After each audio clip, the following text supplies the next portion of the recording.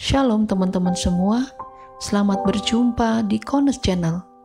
Di channel ini, kalian akan menyaksikan dan akan mendengarkan video-video yang terbaik yang akan mengubah hidup Anda dan akan mengubah paradigma Anda. Jadi tonton sampai selesai, Bapak Yahweh memberkati. Selamat menyaksikan.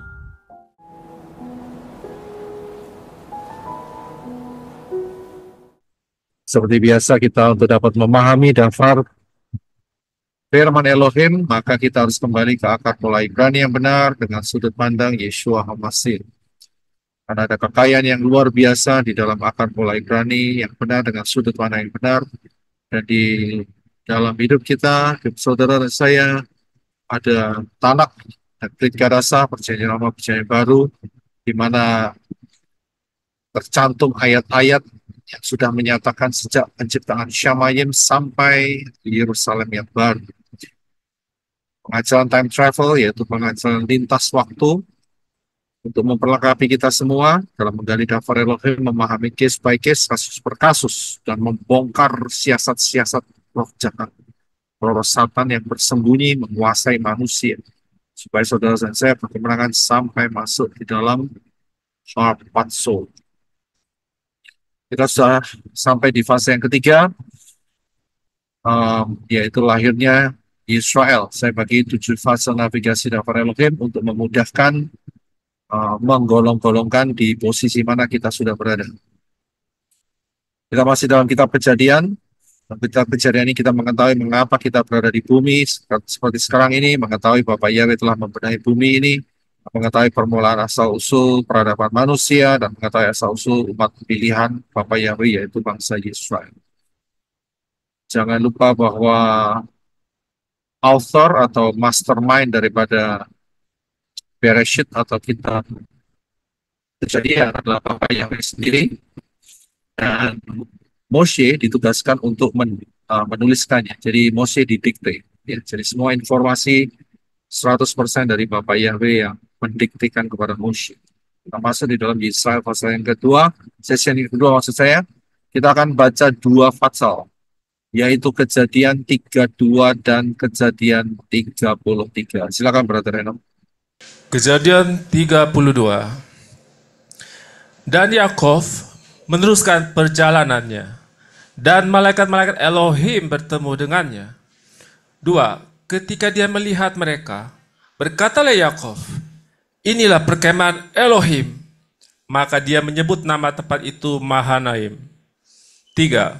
Kemudian Yakov menyuruh para utusan ada di depannya kepada Esau kakaknya ke tanah Seir di padang Edom. Dan dia memberi perintah kepada mereka dengan berkata, beginilah harus kamu katakan kepada tuanku, kepada Esau. Demikianlah hambamu Yakov mengatakan, aku telah menumpang bersama Laban dan telah menetap sampai sekarang. 5. Dan padaku ada lembu jantan dan keledai, jantan, kawanan domba dan budak, dan hamba perempuan. Dan aku telah menyuruh untuk memberitahukan kepada tuanku, supaya beroleh kemurahan di matamu. 6. Dan kembalilah para utusan itu kepada Yakov sambil berkata, kami telah sampai kepada kakakmu, kepada Esau, dan dia juga sedang dalam perjalanan untuk menemui engkau. Dan 400 orang ada bersamanya. 7. Dan Yakov sangat ketakutan dan menjadi tegang karenanya. Dan dia membagi orang-orang yang bersamanya, dan kawanan domba, dan kawanan lembu, dan unta-unta dalam 2 kelompok. 8. Lalu ia berkata, apabila Esau mendatangi kelompok yang satu dan mengalahkannya, maka masih ada kelompok yang tertinggal sebagai pelarian. 9. Dan Yakov berkata, ya Elohim leluhurku Abraham dan Elohim ayahku Ishak, Yahweh yang telah berfirman kepadaku, pulanglah ke negerimu dan kepada kaum keluargamu, dan aku akan melakukan yang baik kepadamu. 10. Aku telah menjadi tidak layak akan segala kemurahan dan akan segala kesetiaan yang telah engkau lakukan kepada hambamu. Karena dengan sebatang tongkat aku telah menyeberangi sungai Yordan ini, Tetapi sekarang aku telah menjadi dua kelompok. Aku mohon lepaskanlah aku dari tangan saudaraku, dari tangan Esau, karena aku sangat takut kepadanya. Jangan-jangan dia datang dan akan membunuhku, para ibu sampai kepada anak-anak. 12. Dan engkau sendiri telah berfirman, sesungguhnya aku akan melakukan yang baik bagimu, dan akan membuat keturunanmu seperti pasir di laut yang tidak dapat dihitung oleh karena banyaknya. 13. Dan dia tinggal di sana sepanjang malam itu. Lalu ia mengambil dari apa yang ada di tangannya suatu persembahan bagi Esau saudaranya, 200 kambing betina dan 20 kambing jantan, 200 domba betina dan 20 domba jantan, 15, 30 unta yang sedang menyusui beserta anak-anaknya, 40 lembu betina dan 10 lembu jantan muda, 20 keledai betina dan 10 keledai jantan. 16. Dan dia memberikannya ke dalam tangan hamba-hambanya, kelompok demi kelompok secara tersendiri, dan dia berkata kepada hamba-hambanya itu, majulah lebih dahulu di depanku, dan kamu harus menjaga jarak antara kelompok yang satu dengan kelompok yang lain. 17. Dan dia berpesan kepada yang pertama dengan mengatakan, apabila Esau kakakku bertemu dengan kamu dan bertanya kepadamu dengan mengatakan, siapakah kamu dan kemanakah kamu akan pergi? Serta milik siapakah yang di depanmu itu? 18. Maka kamu harus mengatakan, milik hambamu Yakov, ini adalah suatu persembahan yang dikirimkan bagi tuanku, bagi Esau. Dan lihatlah, dia sendiri juga ada di belakang kami. 19. Dan dia juga berpesan kepada yang kedua, juga kepada yang ketiga, juga kepada setiap orang yang berjalan di belakang kelompok-kelompok itu dengan berkata, sesuai dengan perkataan-perkataan inilah harus kamu ucapkan kepada Esau dalam perjumpaanmu dengannya. 20. Dan kamu juga harus mengatakan, lihatlah, hambamu Yakov ada di belakang kami, sebab ia berpikir, aku harus menenangkan air mukanya dengan persembahan yang berangkat lebih dahulu daripadaku. Dan sesudah itu, aku dapat melihat wajahnya. Mungkin dia akan menengadahkan wajahku. 21. Jadi persembahan itu sampai lebih dahulu di hadapannya, sedangkan dia sendiri tinggal di perkemahannya sepanjang malam itu. 22. Dan dia bangun pada malam itu, lalu mengajak kedua istrinya dan kedua hamba perempuannya dan ke-11 anaknya. Dan dia menyeberang di penyeberangan Yabok. 23. Dan dia membawa mereka dan menyeberangkan mereka melintasi aliran sungai itu. Dan dia menyeberangkan apa yang ada padanya. 24. Maka Yakov tertinggal sendirian. Dan seseorang bergulat dengan dia sampai fajar menyingsing. 25. Ketika dia melihat bahwa dia tidak dapat mengalahkannya, lalu dia memukul pangkal pahanya, sehingga pangkal paha Yakov terpelecok dalam pergulatannya dengannya. 26. Lalu dia berkata, lepaskanlah aku, karena fajar telah menyingsing. Tetapi dia menjawab, aku tidak akan melepaskan engkau, kecuali engkau memberkati aku. 27. Dan dia bertanya kepadanya, siapakah namamu? Dan dia menjawab, Yakov. 28. Dan dia berkata, namamu tidak lagi akan dipanggil Yakov, tetapi Israel, karena engkau telah bergumul dengan Elohim dan dengan manusia, dan engkau telah menang. 29. Dan Yakov bertanya dan berkata, aku mohon, katakanlah namamu. Tetapi dia berkata, mengapa engkau menanyakan mengenai namaku ini? Dan dia memberkatinya di sana. Dan 30, dan Yakov menamai tempat itu Peniel, karena aku telah melihat Elohim muka dengan muka, dan jiwaku dilepaskan. 31, dan matahari terbit atasnya pada saat ia melewati Peniel, dan dia menjadi pincang pada pangkal pahanya. 32, oleh karena itulah sampai sekarang ini, Bani Israel tidak makan urat paha yang ada pada pangkal paha, karena dia telah memukul pangkal paha Yakov pada otot pahanya. Kejadian 33. Lalu Yakov mengangkat matanya dan memandang. Maka tampil ke Esau datang dan bersamanya ada 400 orang. Kemudian dia membagi anak-anak kepada Leah dan kepada Rahel dan kepada kedua hamba perempuan itu.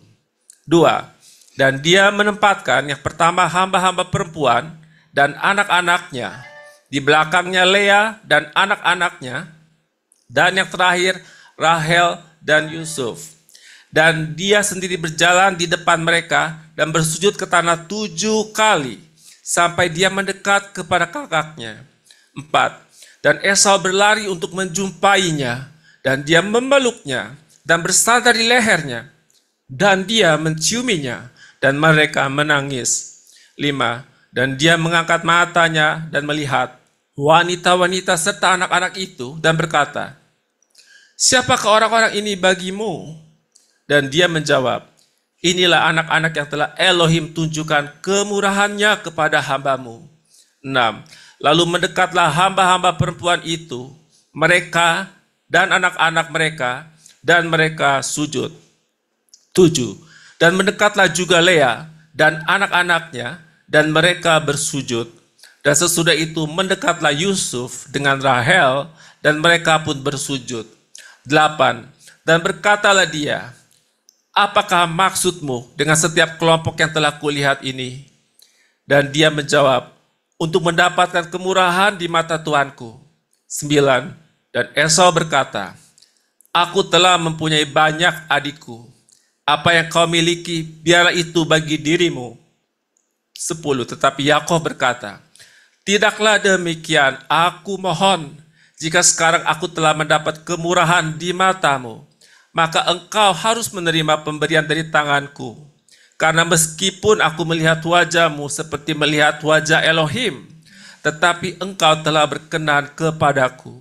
11. Aku mohon, terimalah berkatku yang telah dibawa untukmu. Karena Elohim telah memberi kemurahan kepadaku, dan karena aku mempunyai segala-galanya." Dan dia membujuknya, sehingga dia mau menerimanya. 12. Lalu ia berkata, "Marilah kita bersiap dan berangkat, dan biarlah aku berjalan di depanmu." 13. Tetapi dia berkata kepadanya, "Tuanku mengetahui bahwa anak-anak ini masih lemah, dan bersama kami ada kawanan domba serta kawanan lembu yang masih menyusui. Jika mereka memaksanya 1 hari saja, maka matilah seluruh kawanan domba itu." 14. Biarlah Tuanku berjalan mendahului hambamu ini, dan aku akan menyusul perlahan-lahan, sesuai dengan langkah iring-iringan yang berjalan di depanku, dan sesuai dengan langkah anak-anak, sampai aku tiba di Seir kepada Tuanku. 15. Dan Esau berkata, "Biarlah aku menempatkan bersamamu beberapa orang yang ada bersamaku." Tetapi dia berkata, "Mengapa aku mendapat kemurahan sedemikian di mata Tuanku?" 16. Dan pada hari itu Esau kembali ke perjalanannya menuju Seir. 17. Dan Yakov berangkat menuju Sukot, lalu ia mendirikan rumah baginya, dan dia membuat kandang-kandang bagi ternaknya. Itulah sebabnya dia menyebut nama tempat itu Sukot. 18. Dan Yakov tiba dengan selamat di kota Shikem yang ada di tanah Kanaan. Ketika dia datang dari padang Aram, lalu ia membangun kemahnya di hadapan kota itu. 19. Kemudian dia membeli dari tangan Bani Hemor, ayah Sichem, sebidang tanah dari ladang tempat ia membentangkan kemahnya dengan harga 100 kesita. 20. Dan di sana dia mendirikan sebuah mesbah, dan dia menyebutnya Elohim Israel. Ya, terima kasih. Kita lihat perjalanan selanjutnya daripada Yakov setelah terlepas dari Laban. Kemarin kita sudah membahasnya, mengadakan perjanjian dengan Laban, dan setelah itu apa yang dihadapi oleh Yakov? Ternyata Yakov mendapat kabar bahwa di depannya itu ada satu problem yang muncul. Dan problem ini bukan problem baru, tetapi problem kuno, problem yang lama maksud saya. Yaitu apa? yaitu problem dengan saudara kembarnya, si Esau. Ya, jadi disinilah dia menghadapi fase berikutnya. Dia sudah terlepas dari fase Laban, sekarang dia menghadapi fase yang berikutnya, yaitu Esau. Nah, sebelum mencapai di sana, ternyata ada peristiwa-peristiwa yang dijelaskan melalui Kejadian pasal yang ke-32. Peristiwa itu didahului dengan satu penjelasan dari Elohim Yahweh yang didiktekan kepada Moshe. Dikatakan bahwa saat Yakub meneruskan perjalanannya, dia bertemu dan melihat malaikat-malaikat Elohim Yahweh, perkemahannya. Karena itu tempat itu dikasih nama Mahanaim. Ya, jadi sebelum bertemu dengan Esau, maka peristiwa ini mendahuluinya. Nah, kita sedikit keluar sebentar sebelum melanjutkan nanti dalam pembahasan mengenai hubungannya dengan Esau. Ya, kira-kira apa tujuan Elohim Yahweh ya menuliskan hal ini, mendiktekan hal ini kepada Moshe. Peristiwa ini yaitu peristiwa di mana Yakub bertemu dengan malaikat-malaikat Elohim Yahweh dalam satu perkemahan. Apa yang menjadi kira-kira menjadi motivasi Elohim Yahweh menuliskan hal ini? Motivasinya apa? Untuk menyatakan bahwa manusia tidak sendiri, Pak. Ada pelindung. Kan manusia sendiri.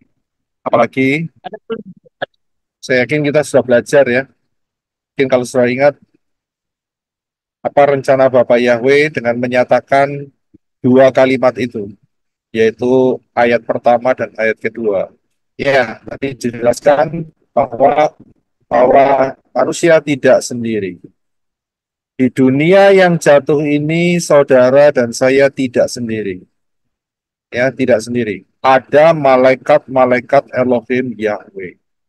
Kita sudah belajar beberapa mungkin minggu atau bulan yang lalu mengenai sistemnya Elohim Yahweh. Bahwa malaikat-malaikat inilah pelaksana daripada sistemnya Bapak Yahweh. Masih ingat ya pengajaran itu ya? Jadi malaikat-malaikat inilah yang melakukannya. Saudara membutuhkan kesembuhan daripada Bapak Yahweh, yang melakukan siapa? Malaikat-malaikat Yahweh, bagian penyembuh. Ada juga malaikat-malaikat yang jatuh, yang juga bagian penyembuh. Ada juga. Jadi saat manusia minta kesembuhan, itu tergantung dari mana source-nya. Tergantung dari mana apa source itu ya? Sumbernya. Sumbernya ada di mana? Ya, saudara dan saya boleh minta kesembuhan kepada Bapak Yahweh. Dan Bapak Yahweh akan bekerja melalui malaikat-malaikatnya. Dia ini pelaksana. Ya, pelaksana. Dan di dalam Berita Rasa dikatakan Rasul Paul mengatakan bahwa saudara dan saya akan menghakimi malaikat-malaikat Yahweh. Ya, ayatnya di mana mungkin saudara bisa cepat cari untuk saya, untuk kita semua. Ya, kita akan menghakimi malaikat-malaikat Yahweh. Ya, menghakimi bukan berarti oh kamu malaikat yang jatuh, kamu yang tidak jatuh, tidak, tetapi memberikan reward. 1 Korintus 6 ayat 3. Ya, oke, Brother Brigso bisa cepat bantu baca karena sudah menemukannya. Ya. Tidak tahukah kamu bahwa kita akan menghakimi para malaikat, apalagi perkara hidup sehari-hari? Amin. Terima kasih, terima kasih. Saya bisa lihat. Jadi, malaikat-malaikat itu ada di sekitar kita. Kita bisa memberikan instruksi kepada malaikat-malaikat yang setia kepada Bapak Yahweh, dan itu ada. itu valid untuk memberikan apa? Proteksi, perlindungan. Kemanapun saudara pergi, minta perlindungan daripada Bapak Yahweh melalui malaikat-malaikatnya yang diaktifkan. Ya, tapi ingat, saat saudara minta perlindungan, saudara naik sepeda motor, mungkin saudara naik sepeda, mungkin ada yang naik mobil, ada bagian yang saudara harus lakukan. Bagiannya apa? Saudara minta perlindungan. Berdoa, Pak. Bagiannya apa? Dia Berdoa. diperintahkan. Ya, kalau berdoa kan minta perlindungan malaikat Yahweh. Berhati-hati. Jangan ngebut, Pak. Hati-hati. Jadi ke saudara jangan tutup mata kalau naik sepeda motor. Merasa sudah ada malaikat Bapak Yahweh, kemudian saudara, ya, kalau begitu saya akan coba pergi ke satu tempat dengan menutup mata saya. Wah, itu namanya mencobai Elohim Yahweh. Ya kan? Dan saudara jangan berkata, loh, bukankah saya sudah minta perlindungan malaikat Yahweh untuk melindungi saya sampai di tempat itu? Iya, betul. Tapi saudara harus ada bagian yang saudara harus hadapi, yang harus lakukan. Yaitu saudara mesti hati-hati. Jangan Sama ya, Pak. Iya, jangan serapangan. Kalau memang sudah dikasih hukum di Indonesia, kalau naik sepeda motor pakai pakai helm, ya saudara jangan pakai belangkon. Saudara bisa lihat, saya ngerti belangkon, iya kan? Yang ngerti orang Jawa belangkon, ya. Terus habis itu ditangkap polisi ngomongnya, "Loh, ini kan helm tipis belangkon begitu." Ya kalau pakai helm ya pakai helm, saudara. Ya saudara mesti hati-hati. Ya, jadi jangan mencobai Elohim Yahweh. Ya, jadi lampu merah ya saudara stop, jangan dilanggar begitu ya kan. Loh, kalau sampai terjadi apa-apa yang melanggar lampu merah ya salahnya sendiri begitu. Ya, jadi di sekitar saudara ada malaikat-malaikat Yahweh. Sudah bisa lihat. Nah, kalau saudara juga mengalami masalah kesehatan, ya saudara minta pimpinan dari Ruah Yahweh Elohim. Ya, bagaimana dengan pola makan, pola kesehatan, mungkin suplemen atau mungkin obat-obatan yang harus dimakan atau dikonsumsi. Tetap pengharapan kita kepada Bapak Yahweh di dalam Yesus HaMasiah. Ya, tetapi minta pimpinan. Kalau memang Bapak Yahweh kasih pimpinan untuk tidak minum obat, ya silakan, tidak ada masalah. Tapi kalau nggak ada pimpinan, ya minum obat, saudara. Itu juga tidak salah. Begitu. Ya, jangan ditabrak saja, begitu loh ya.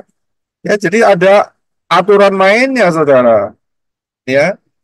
Nah, kemudian selain daripada itu apa lagi? Selain daripada itu, malaikat-malaikat Yahweh juga memberikan hikmat, pimpinan, ya, penyertaan. Ada banyak hal yang dikerjakan dengan cara yang supernatural.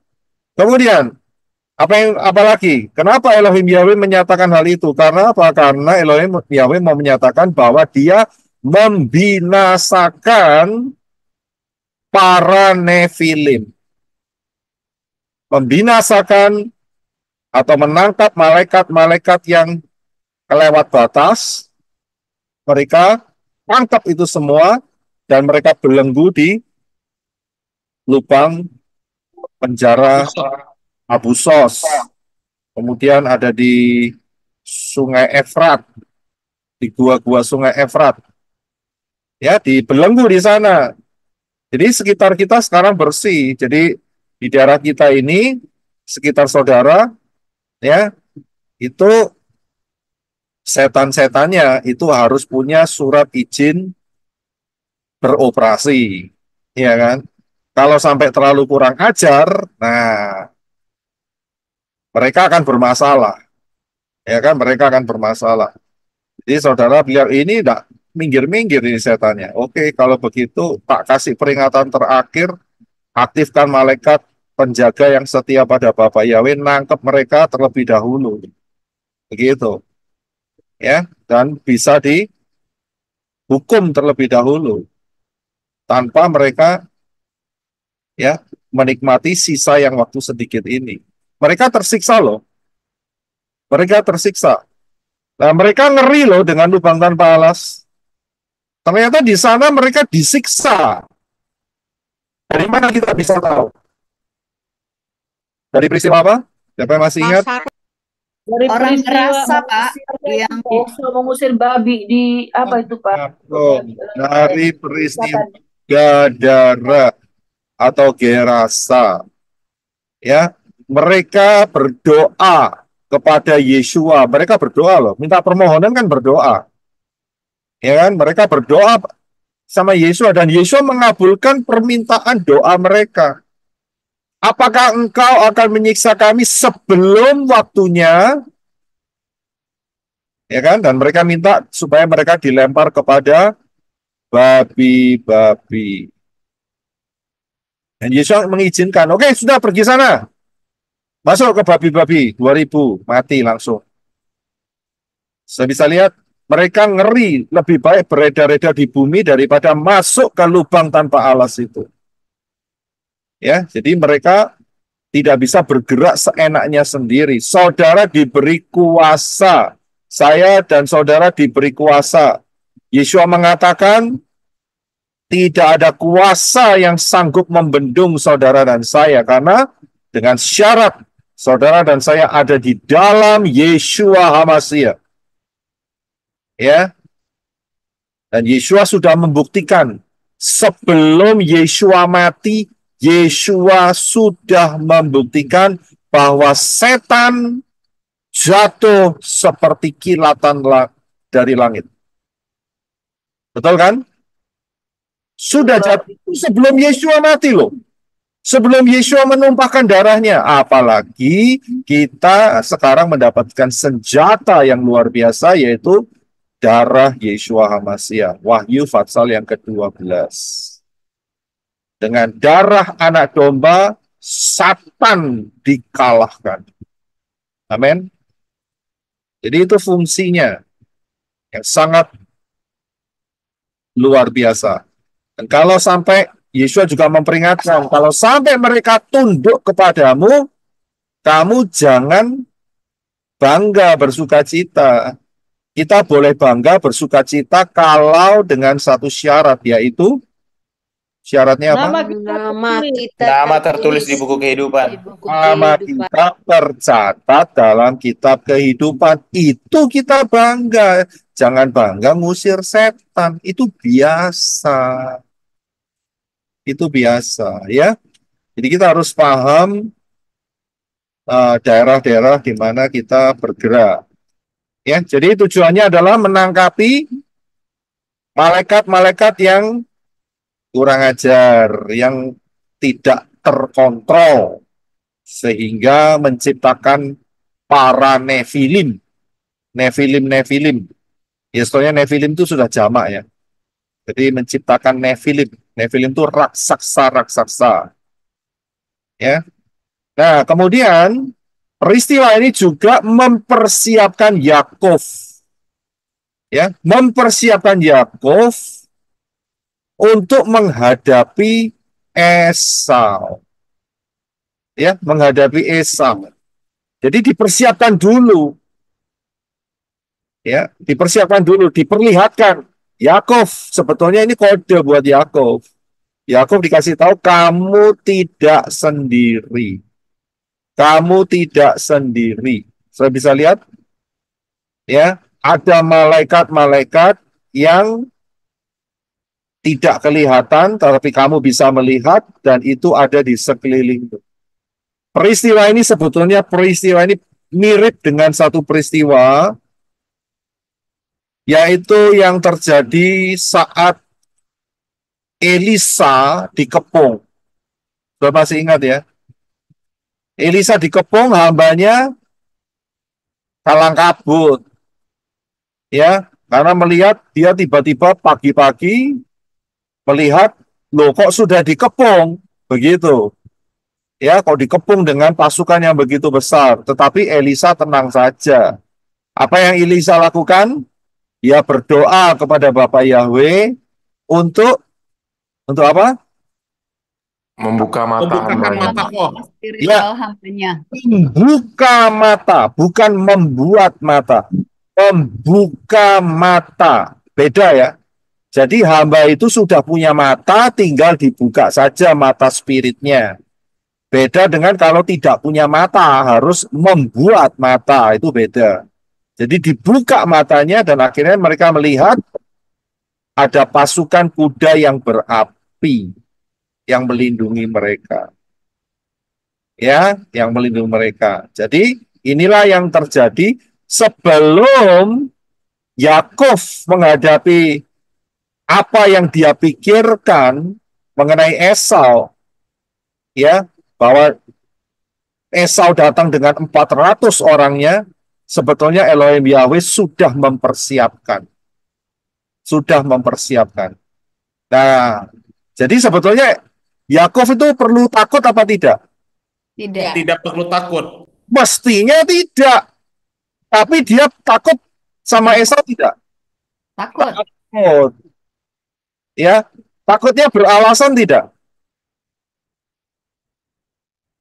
Beralasan tidak takutnya? Ada alasannya. Beralasan. Beralasan, Pak. Ya, beralasan saudara. Kenapa? Kalau cuman kepingin ketemu sama Yakov, nggak perlu pakai 400 orang. Saudara jangan pikir hanya 400 orang, tidak. Ini orang 400 bersenjata lengkap, saudara. Ya, jadi tujuannya untuk membantai si Yakov. Itu asal muasalnya. Ya, Yakov beralasan dia tahu persis dendam itu masih ada. Ingat, saat dia keluar dari rumah ayahnya, Yisak, Esau berikhtiar untuk membunuhnya. Betul kan? Dan juga dia ditelanjangi di tengah jalan. Jadi beralasan apa yang dikhawatirkan oleh Esau ini bukan khawatir biasa, ini beralasan.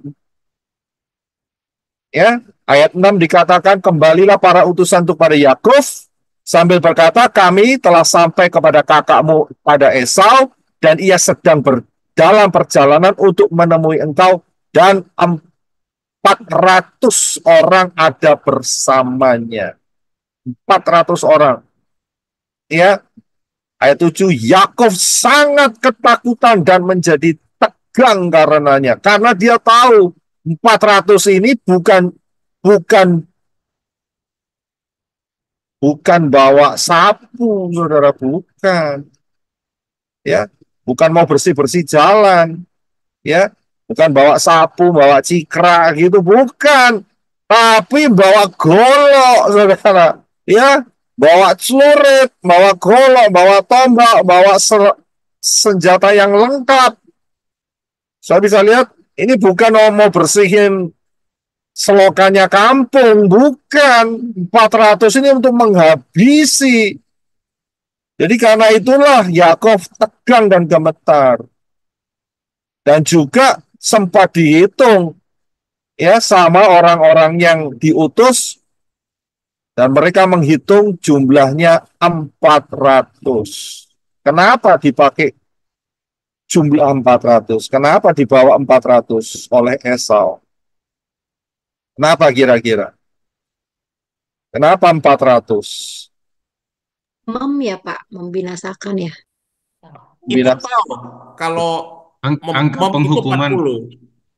Kalau 40, kalau 400. Oh iya salah ya, 400 tahun. 400 ya, tahun. Kenapa tahu? Tahu itu semacam kayak ranting yang penan. bersilat ya Pak. Perjanjian, 2 perjanjian. Ya, 400 ini tahu, ya, bukan tahu, beda tahu, ya, taf atau tahu.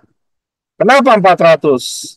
Ini sebetulnya mengingatkan dendam daripada Esau dengan menggunakan kode. Ingat, perjanjian itu telah kamu ambil dari kehidupanku. Saudara bisa lihat, kamu rebut, kamu serobot perjanjian itu. Yaitu perjanjian apa? perjanjian berkat yang diberikan oleh Ishak kepada anak-anaknya. Diserobot, dia menggunakan kode 400. Ini perjanjian. Ya, berkat itu perjanjian, saudara. Sudah diberkati dan berkat itu akan selamanya mengikuti. Itu perjanjian.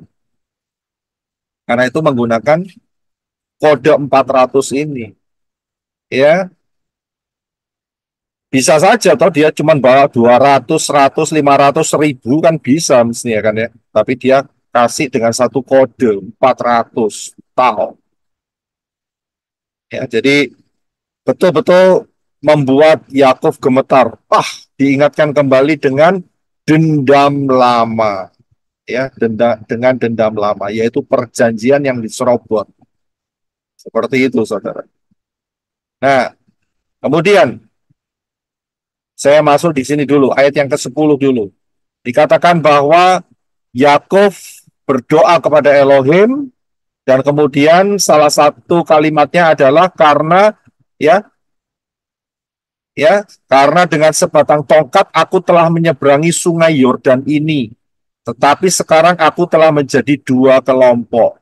Ya, itu pernah saya berikan di dalam pengajaran session yang ke-27, time travel. Siapa yang belum mengikuti, kembalilah ke sana untuk mengikuti, yaitu dengan topik Stairway to Shamayim atau tangga ke Shamayim.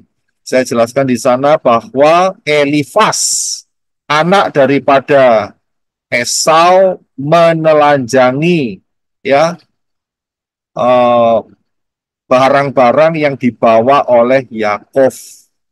Jadi dia betul-betul di semua sangunya atau semua apa itu namanya? Semua bekal ngasih bekalnya itu dirampasi dan ditinggali cuman bajunya saja dengan tongkat. Sudah itu aja. Ya, sudah kita bahas di situ. Ya, jadi disitulah Yakov mengatakan dengan satu tongkat ini aku melewati sungai Yordan. Nah sekarang sudah jadi dua pasukan karena berkat Bapak Yahweh yang luar biasa. Dan dikatakan ya pada saat kemarin kita sudah sedikit bahas mengenai Yakov sangat diberkati oleh Elohim Yahweh. Menjadi kaya raya. Kita bisa lihat. Ya.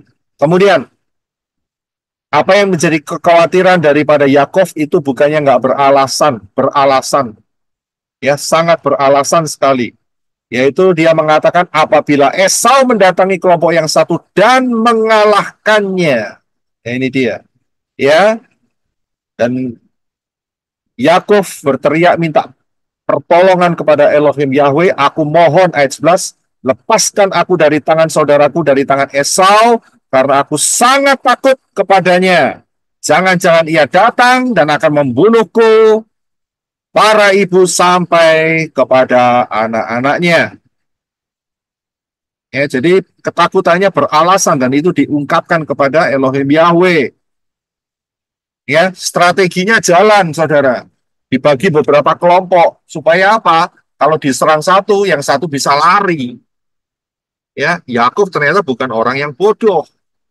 Ini orang yang betul punya strategi dan dipimpin Ruah Yahweh Elohim dalam arti sampai mendapatkan kekayaan yang begitu luar biasa. Akan tetapi saat menghadapi masalah ini, dia betul-betul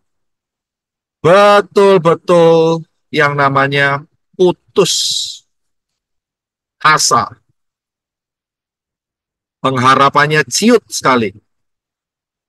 Ya, dan juga ayat 12 dikatakan dia mengingatkan Elohim. Ayat 12 dikatakan, dan engkau sendiri telah berfirman, sesungguhnya aku akan melakukan yang baik bagimu dan akan membuat keturunanmu seperti pasir di laut dan yang tidak dapat dihitung karena banyaknya. Jadi diingatkan apa yang menjadi perjanjiannya yang telah diucapkan oleh Elohim Yahweh kepada Yakov. Tapi kenyataannya sekarang dia menghadapi maut. Seluruh kelompok ini, kelompok besar daripada Yakov menghadapi maut. Jadi Yakov mengingatkan apa yang menjadi perjanjian Elohim engkau sendiri telah berfirman. Ya, tapi kenyataannya saat itu dia menghadapi maut yang sedang datang, yaitu Esau beserta dengan gengnya yang sedang akan menghabisi. Saya bisa lihat, mengingatkan Elohim. Boleh tidak? Ya boleh, saudara. Ya, seperti ayat di sini.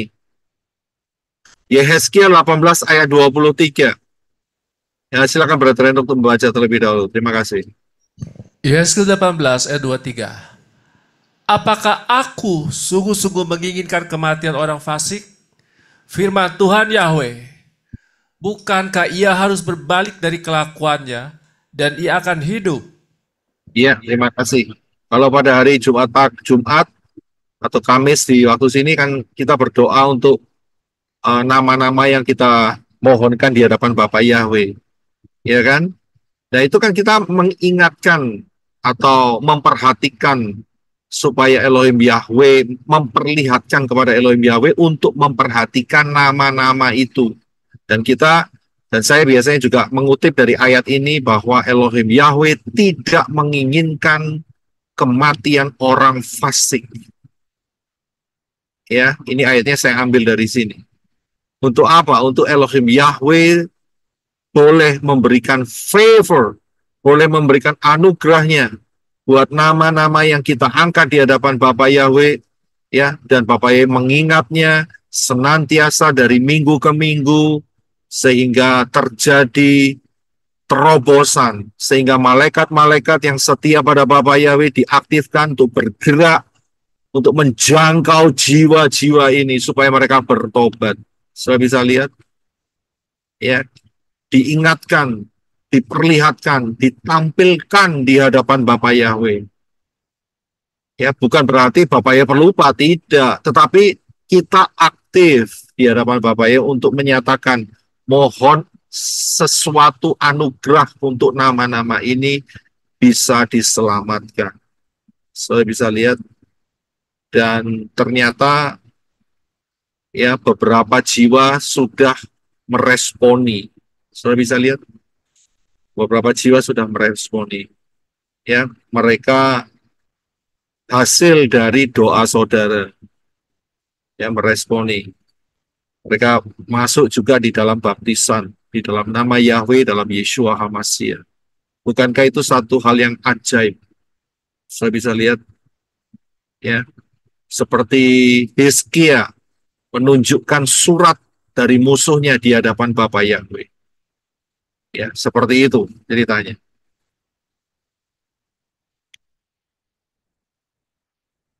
Ya, dan apa yang dialami oleh Yakov, yaitu Yakov mencapai titik terendah dalam kehidupannya, walaupun dia sukses, walaupun dia sudah mempunyai banyak domba dan lembu, onta dan sebagainya, hamba laki-laki dan perempuan, mempunyai banyak, tetapi dianya sendiri mengalami satu titik krisis yang dihadapi karena dia tahu bahwa dia akan segera dihancurkan oleh dendam kakaknya. Karena itu di dalam Kejadian 32 dikatakan ayat 24 dan 25, lalu tinggallah Yakov seorang diri, ya, dan seorang bergulat dengan dia pada saat malam tidak kelihatan itu. Dan orang itu ya tidak dapat mengalahkan Yakov, dan dia pukul pangkal pahanya, ya, sehingga pangkal pahanya terpelecok, ya. Jadi apa itu terpelecok, ya? Jadi apa? Keseleo, Pak. Ya, kalau kesleo bisa dipijat, dibetulkan, tapi ini betul-betul kesleo permanen kesleo, saudara. Ya, saudara tahu ya, pangkal paha itu ada di daerah pantat sana, saudara, ya, dipukul di situ. Ya, karena nggak bisa dikalahkan. Ya, nggak bisa dikalahkan. Dipukul. Kenapa tujuannya? Tujuannya sebetulnya ada satu hal yang indah sebetulnya, ya. Nanti kita bisa lihat. Nah, di dalam ayat 28 dikatakan namanya diganti. Ya, namanya diganti menjadi dari Yakub menjadi Israel. Karena Yakub bergulat ya dengan malaikat Yahweh dan dapat mengatasinya. Ya, dapat mengatasinya. Ya bergulat secara fisik dan dapat mengatasinya. Dan kemudian dari sana ya dia memohon berkat, ya dia diberkati, dia diberkati.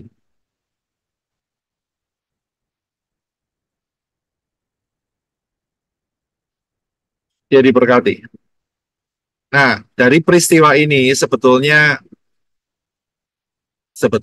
banyak yang melalui satu proses.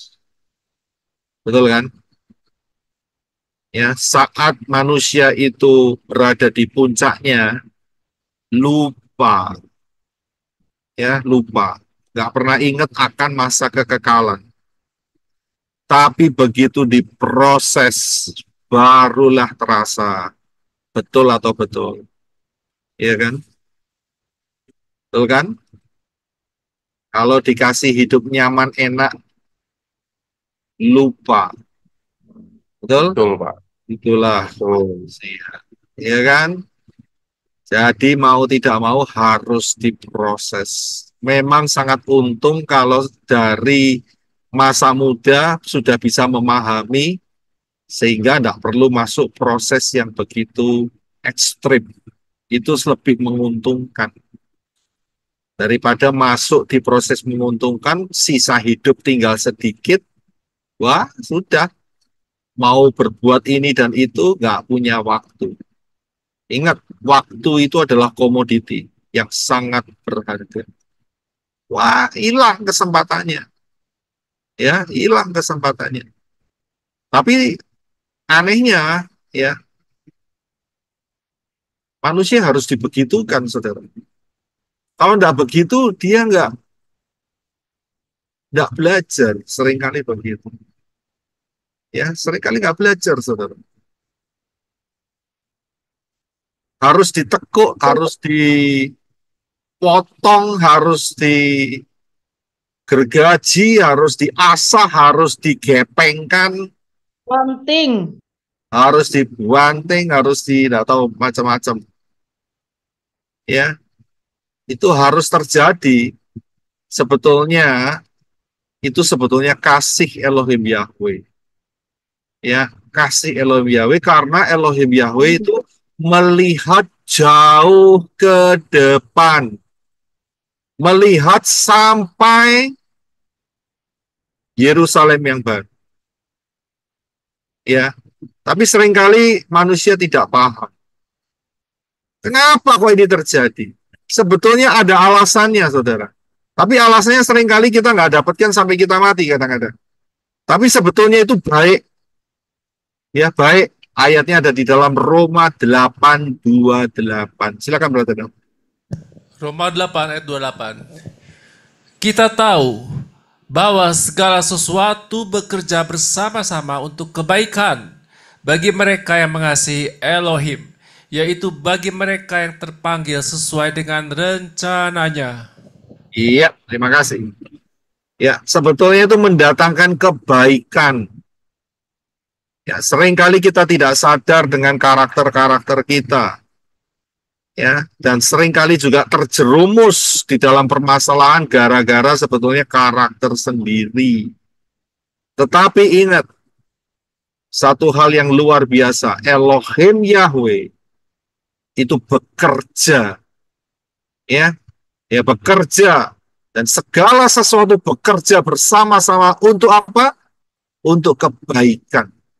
Untuk kebaikan. Saya tahu ini tidak gampang.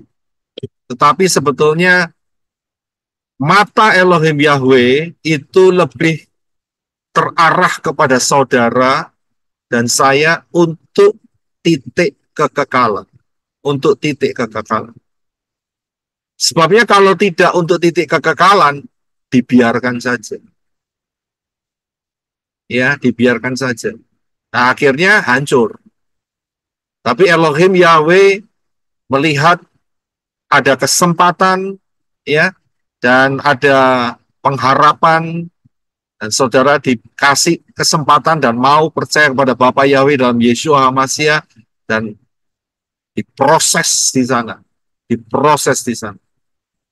Untuk apa? Ya, untuk nanti menjadi mempelai Yeshua HaMashiach. Ya, posisi kita ini sekarang masih ditunangkan dulu. Ya, ditunangkan dulu.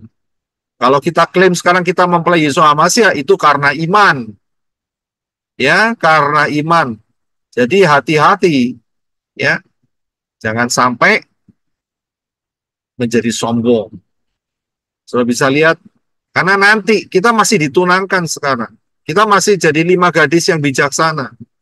Tapi nanti akan ada saatnya, saat harpazo, kita akan masuk menjadi mempelai Yeshua HaMashiach untuk selama-lamanya. Untuk faktor itulah maka semuanya diizinkan.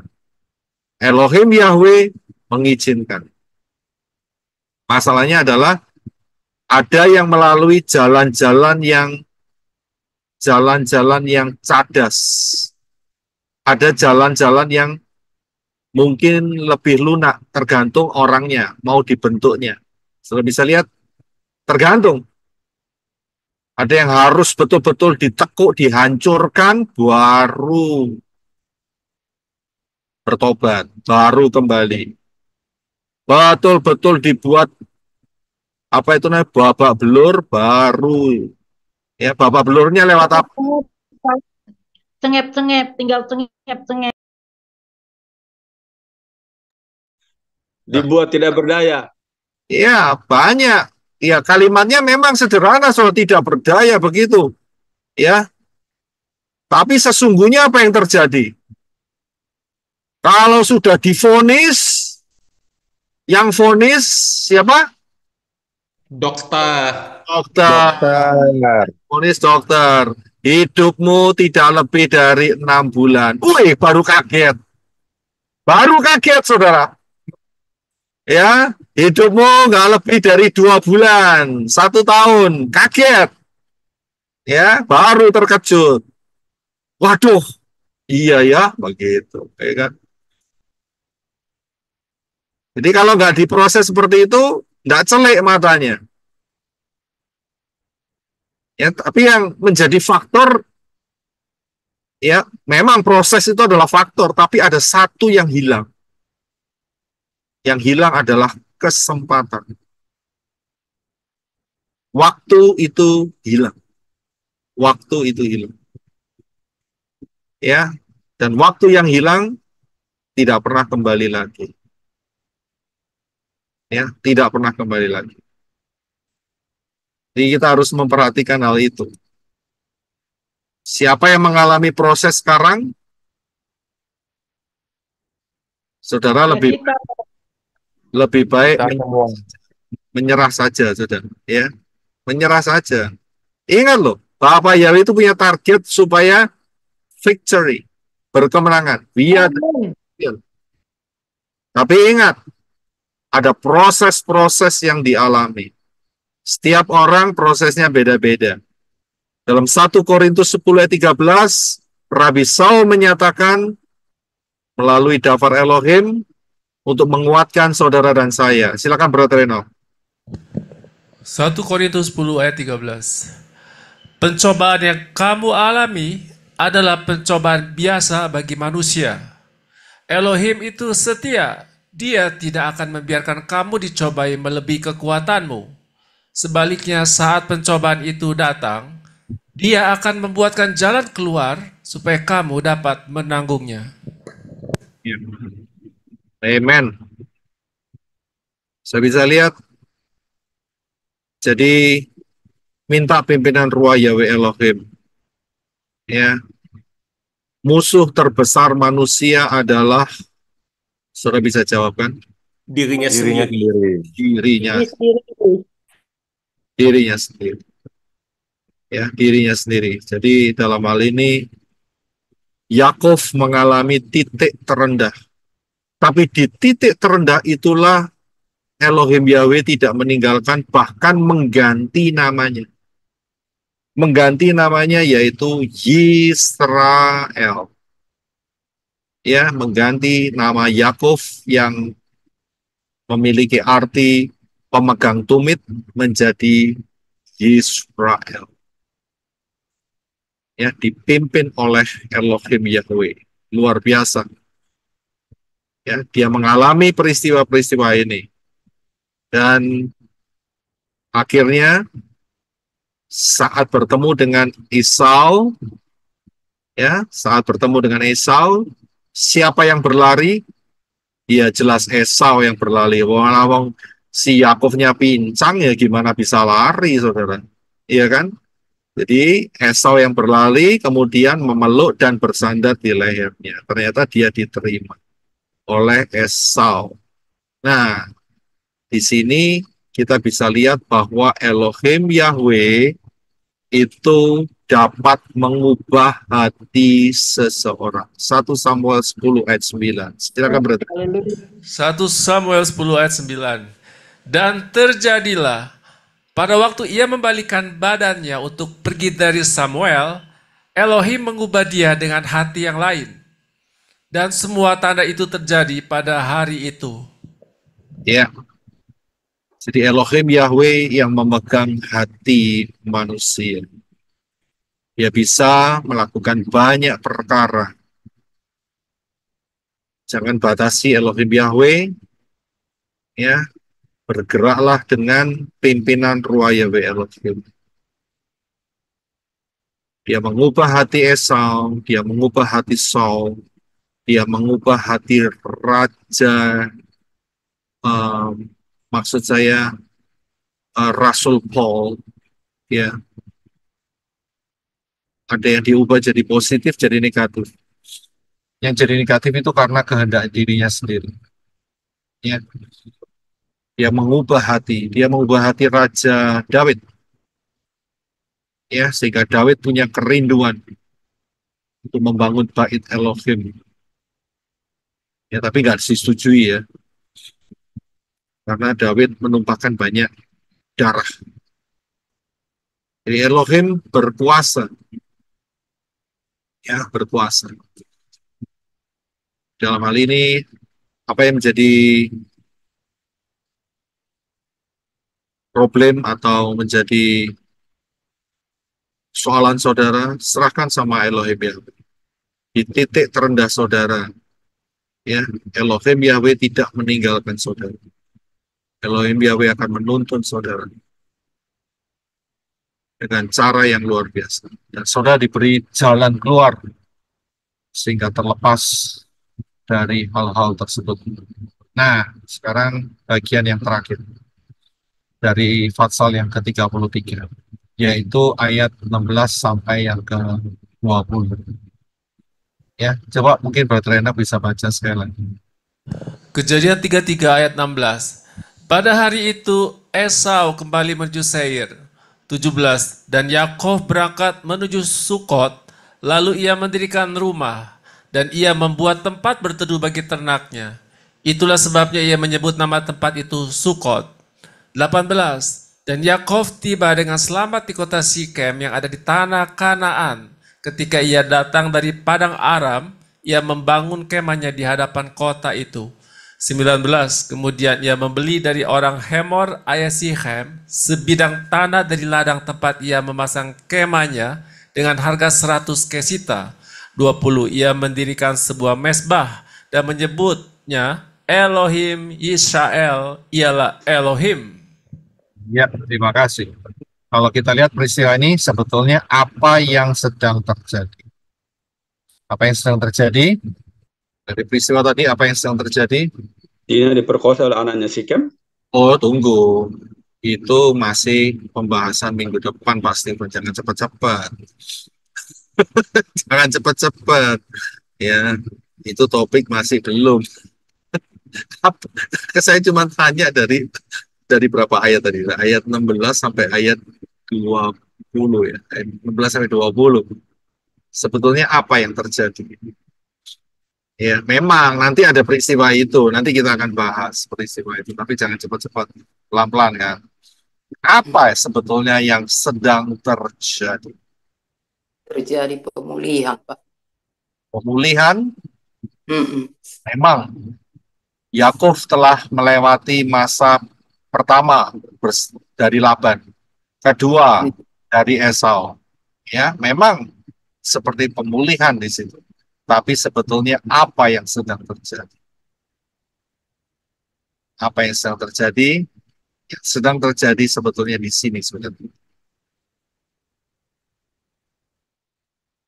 Ya, firman Elohim Yahweh ngomong apa? Elohim Yahweh kan ngomong, lalu berfirmanlah Yahweh kepada Yakub, pulang ke negeri leluhurmu dan kepada kaum keluargamu, dan aku akan menyertai engkau. Betul ya? Itu kan dari Kejadian 31 ayat 3, perintah Elohim Yahweh. Betul kan? Betul, Pak. Nah, pertanyaannya, apakah perintah Elohim Yahweh sudah dipenuhi oleh Yakov? Tidak. Belum, Pak. Belum. Padahal dia Masih dalam proses. loh, Iya. dia sudah di tanah Kanaan loh. Ya, Belum, Pak. Masih dalam proses. nah, belum. Karena apa? Karena sebetulnya ada bagian yang belum terselesaikan. Bagian yang mana? Yaitu bagian yang menyatakan dan kepada kaum keluarga. Sedangkan Yakov, ya, dia stop di Sukot, di Sikem, itu tanah Kanaan. Tanah Kanaan kan akan menjadi ahli warisnya adalah Yakov. Yakov akan menerima itu. Ya, tetapi ingat, bagian kalimat Elohim Yahweh ini belum terpenuhi karena dia belum ketemu dengan kaum keluarganya. Kalau kita lihat, ya, di Kejadian 35 ayat 27, barulah Yakov ketemu dengan Yisak. Yisak masih hidup. Lalu tibalah Yakov kepada ayahnya. Di mana? Di Memre, di kota Arba, yaitu Hebron, tempat Abraham dan Yisak menumpang. Dia belum sampai di Hebron.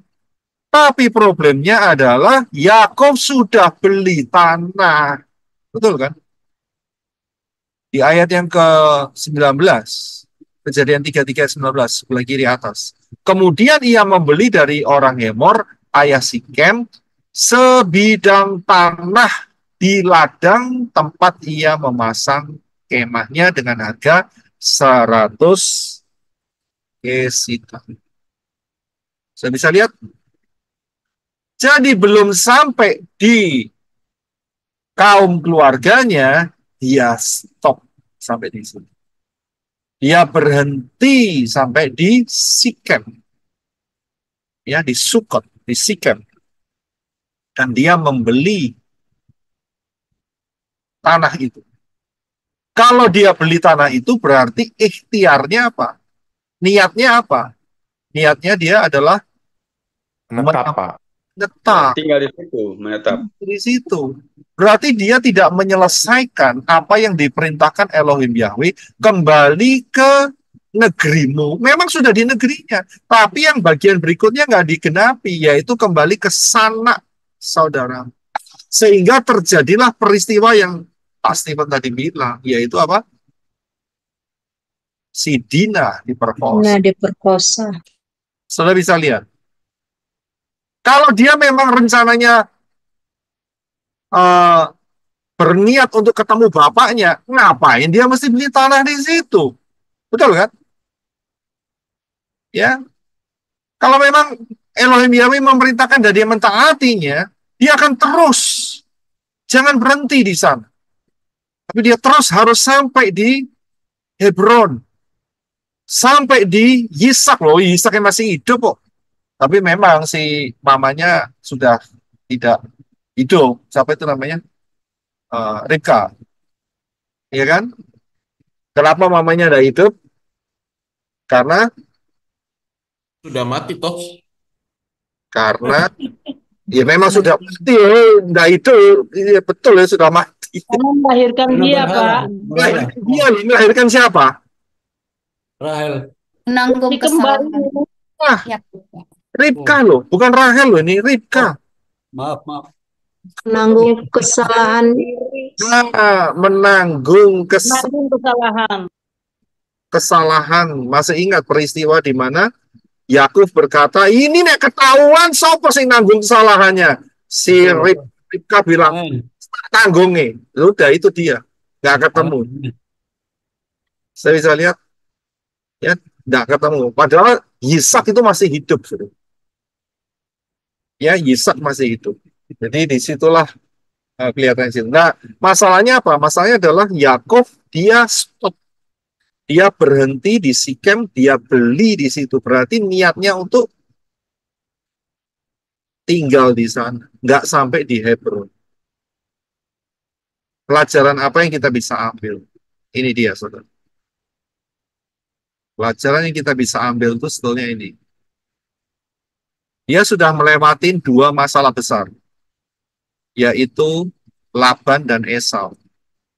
Dia sudah melewati itu semua, dia tidak hati-hati.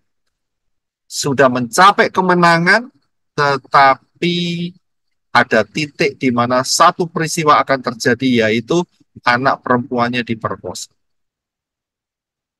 Seringkali saat telah mencapai kemenangan, telah dipulihkan, telah diberi kesembuhan, ekonominya diperbaiki. Apa yang terjadi? 4 huruf. lupa. Lupa daratan, Pak. Lupa. Ya, daratan alias dia tidak menginjak daratan. Lupa akan firman Elohim yang menyatakan kamu harus kembali ke kaum keluargamu. Dia beli tanah di situ, niat menetap di situ. Yakov nanti kita akan melihat dia menyingkir dari Sikem gara-gara apa? Si Dina diperkosa. Bukan itu. Karena anak-anaknya Nah, Anaknya membunuh. kembali lagi dia takut dibinasakan dengan sekutu-sekutu Sikem. Itu nanti terbukti di situ. Nanti akan terlihat ya di pengajaran yang berikutnya. Dia ketakutan. Dia bilang kita ini kelompok kecil. Kalau mereka bersekutu, bubarlah kita. Nah itu dia. Ya, jadi apa yang sudah dialami oleh Yakov ternyata dia tidak berjaga-jaga. Nggak berjaga-jaga. Akhirnya masuklah dalam problem yang baru. Betul kan? Seringkali tendensi manusia sudah lepas, sudah mulai enak, lupa. Ya, lupa. Lupa. Jadi mereka pikir sudah oke-oke semua, seenaknya sendiri berjalan lagi. Itu dia.